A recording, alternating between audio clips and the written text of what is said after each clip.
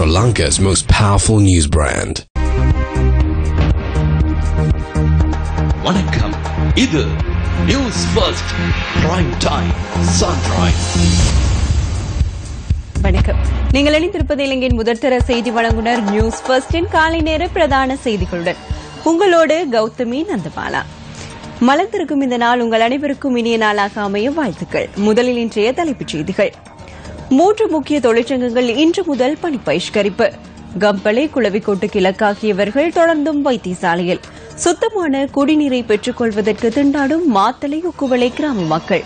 இந்திய பெண்களின் கல்வி முன்னேற்றத்திற்காக உழைக்க விரும்புவதாக பாகிஸ்தானிய சமூக ஆர்வலர் மலாலா யூசுப்சாய் தெரிவிப்பு.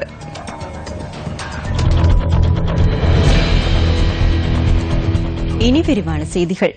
தேர்தல்கள் ஆணைக்குழுவின் வேண்டுகோளையும் மீறி நீர்வளங்கள் வடிகாலமைப்பு சபை ஊழியர்கள், அரசு வைத்திய அதிகாரிகள் சங்கம், ரயில் பாதுகாப்பாளர்கள் ஆகியோர் தொழிற்சங்க நடவடிக்கையில் ஈடுபட உள்ளனர்.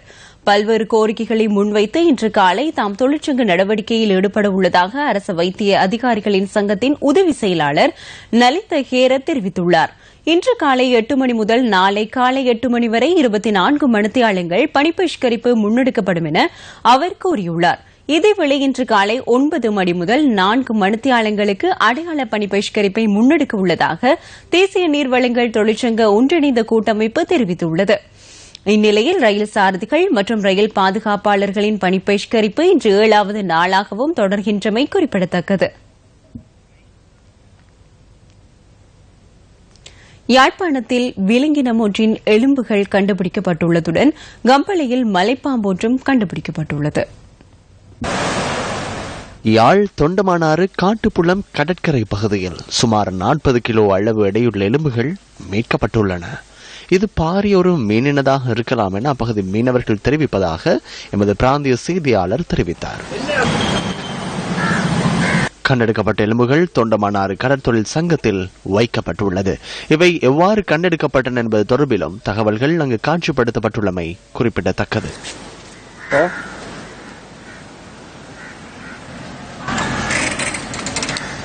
இது கடல்ல நான் இப்படி மீன் பிடிக்க போன இடத்துல கரைப்பகுதியில வந்து ஒரு படி உண்டு மாதிரி தான் இருந்தது. நம்ம பார்க்க எனக்கு அப்ப நானும் பயந்துட்டு பார்த்து பிறகுதான் தொட்டுக்கிட்டு மணந்தா இது ஒரு மீன் ஒரு முள்ளு அங்க பகுதியா தெரியுது. அதே நேரத்தில் இது வந்து இந்த நீலத்திமிங்கலம் என்ற பெரிய கடல்வாழ் இனத்துல இது மிகப்பெரிய இனம் தம்பி. இது வந்து கிட்டத்தட்ட 300 வருஷத்துக்கு மேல வாழக்கூடிய இனம். இது அந்த முள்ளு இது எங்கே நோய்வாய்ப்பட்டு சேர்த்திருக்கலாம், வயோதிக தண்ணீரும் சேர்த்திருக்கலாம். அதால இந்த முள்ளு வந்து கிட்டத்தட்ட கடல்லே வருஷக்கணக்காக கிடந்த பிறகுதான் அழுகி இந்த பிட்டு வந்து கொண்டிருக்கு, இந்த துண்டு வந்திருக்குது. ஒரு வால் பகுதிக்கு நெருங்கிய முள் இது. இதை விட பிரமாண்டமான முள்ளு பகுதி அது முன்னுக்கு தான் இருக்கு. இது வாழை கிட்டவே போல வெயிட் கிட்டத்தட்ட 50 கிலோவுக்கு கிட்டத்தட்ட வரும். அந்த வெயிட் நாங்க தூக்கி பார்க்க முதல் அங்கள் தொழிலுக்கு போய்க்கல இப்படி ஒரு சாமான் இருக்குன்னு சொன்னார். அப்ப நான் டக்கண்டு ஓடி போய் பார்க்க வெடிபொருள் மாதிரி எனக்கு தெரிஞ்சது. பிறகு தூக்கி அந்த கரையில வச்சு பார்க்க ஒரு வாடை அடிச்சுது. அப்ப நான் நினைச்சேன் இது ஒரு மீன் வாடையா இருக்குது, இது மீன் சம்பந்தப்பட்ட இது நினைச்சபடியா அதை 4 படியிலும் சேர்ந்து தூக்கிக்கொண்டே வெளியில வச்சுனாங்க. வெளியில வைக்கும்போது தொழிலாளர்கள் நம்ம வந்து பார்த்து ஒரு அறிக்கையை தந்துச்சு. நம்ம என்னட்டா இது வந்து ஒரு மீனினம் தான் சொல்லி அதுக்கு பிறகு ஆக்கள் வந்ததை பார்த்து அதிசயப்பட்டுச்சு. ஒரு வியப்போட எல்லாரும் அதை பார்த்து கொண்டு இருந்துச்சு. இதேவேளை கம்பல வெல பகுதியில் சுமார் 45 கிலோ எடையுள்ள மலைப்பாம்பு ஒன்று கண்டுபிடிக்கப்பட்டுள்ளது. நேற்று காலை நன்னீர் மீன்பிடியில் ஈடுபட்டுக் கொண்டிருந்த சிலர் பாம்பை கண்டெடுத்துள்ளனர்.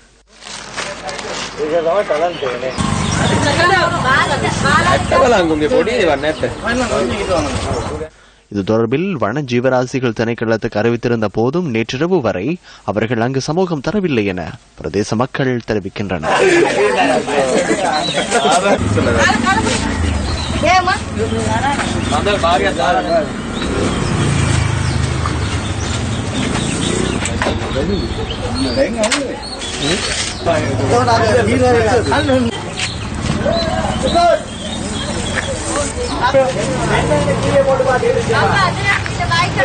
பாம்பு நேற்று 7 மணிக்கு போல வந்து பிடிச்சது.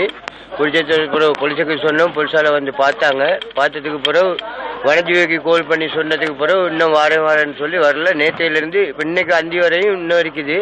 இன்னும் வரல. அது என்ன செய்யறேன்னு சொல்லிட்டு அதை வச்சு பண்ணிடுறேன். சின்ன பிள்ளைகள் எல்லாம் இருக்கிற சுற்றி அதை இன்னும் பேக்கில் கட்டி அப்படியே வச்சிருக்கிறீங்க. ஒருத்தரும் வரல. அதனால பார்த்து கொண்டிருக்கிறேன். கம்பளை அட்டப்பாகை பகுதியில் குளவிக்கொட்டுக்கு இலக்காகிய 4 வைத்தியசாலையில் அனுமதிக்கப்பட்டுள்ளனர். நேற்று காலை கொழுந்து பறித்துக் கொண்டிருந்த வேளையில் இவர்கள் குளவிக்கொட்டு கிழக்காகியுள்ளதாக எமது செய்தியாளர் தெரிவித்தார். குளவிக்கொட்டு கிழக்காகிய 4 கம்பளை ஆதார வைத்தியசாலையில் அனுமதிக்கப்பட்டுள்ளனர்.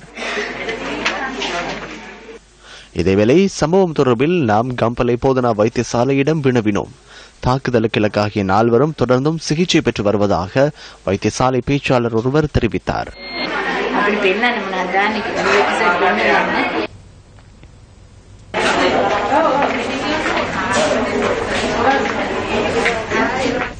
சுத்தமான குடிநீரை பெற்றுக் கொள்வதற்கு பல வருடங்களாக போராடும் மாத்தளை உக்குவள தோட்ட மக்களுக்கு இதுவரையில் தீர்வு வழங்கப்படவில்லை.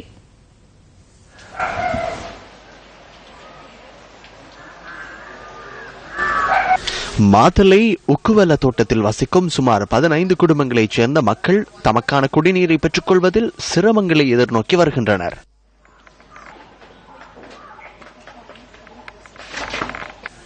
ஏனைய வீடுகளுக்கான குடிநீர் விநியோகம் உக்குவல பிரதேச சபையால் முன்னெடுக்கப்படுகின்றது. எனினும் மேட்டு பகுதியில் அமைந்துள்ள 15 குடும்பங்களுக்கு நீர் விநியோகம் முன்னெடுக்கப்படுவதில்லை என உக்குவெல்ல தோட்ட மக்கள் குறிப்பிடுகின்றனர். எவ்வித அடிப்படை வசதிகளும் மற்ற நிலையில் உக்குவெல்ல தோட்ட மக்கள் வாழ்ந்து வருகின்றனர்.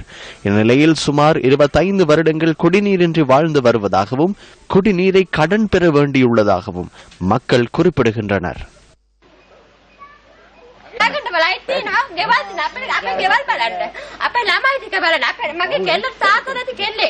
දන්නවද මගේ මාතේ මැරලා අවුරුදු 3ක් වෙනවා මගේ කොල්ලේ තාත්තයි මැරලා මම ළමයි කෙල්ලෙක් හදාගෙන අම්මයි මමයි ඉන්නේ ජීවත් වෙන්නේ ගොඩක් අමාරුයි අපි කියන කවුරුනේ ඇරලා බලනවා නෑනේ අපි අද තමයි යට ඒ දුකයා කරන විදිහේදී வாගේ ඔයාගේ ஆசீர்வாதிக்கு சந்தைக்கு மட்டும் வராங்க. அதுக்கு பிறகு எங்களை வந்து பாக்குறாங்க கூட இல்ல.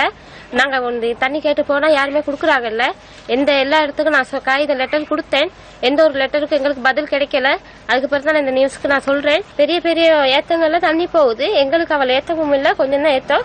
ஆனா தண்ணி வர கேட்டது சொன்னாங்க பொம்பா சொல்லன்ட்டு சின்ன ஏத்தா இருக்கா எல்லா வீட்டுக்கும் தண்ணி கொடுக்க. எங்களோட 15 குடும்பம் இருக்கு. இந்த 15 குடும்பத்துக்கு தண்ணி கொடுக்குறாங்க. எங்களை 15 குடும்பத்தை எந்த ஒரு அரசியல்வாதி வந்து பாக்குறாங்கல்ல. வெயில் காலங்களுக்கு தண்ணியே கிடையாது. பக்கத்து நாங்க அந்த உரிய இடத்துக்கு போயிட்டு சொன்னோம்.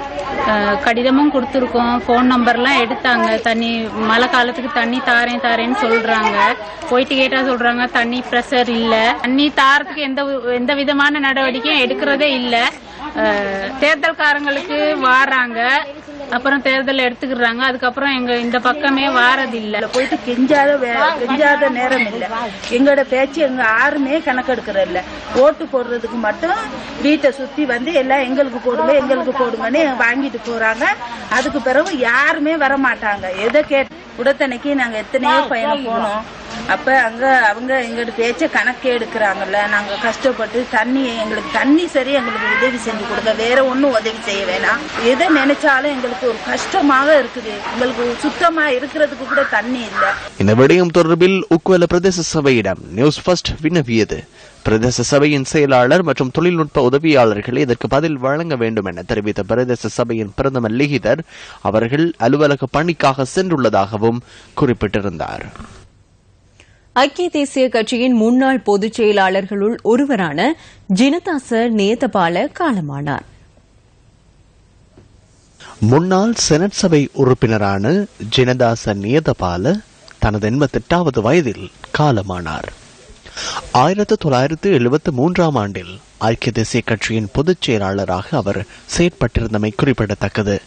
ஸ்ரீ ஜெயவர்தனபுர கோட்டை நகர சபையின் எதிர்க்கட்சி தலைவர்களுள் ஒருவராகவும் கடமையாற்றிய அன்னார் கொழும்பில் உள்ள தனியார் வைத்தியசாலை ஒன்றில் காலமானார் என்பது குறிப்பிடத்தக்கது.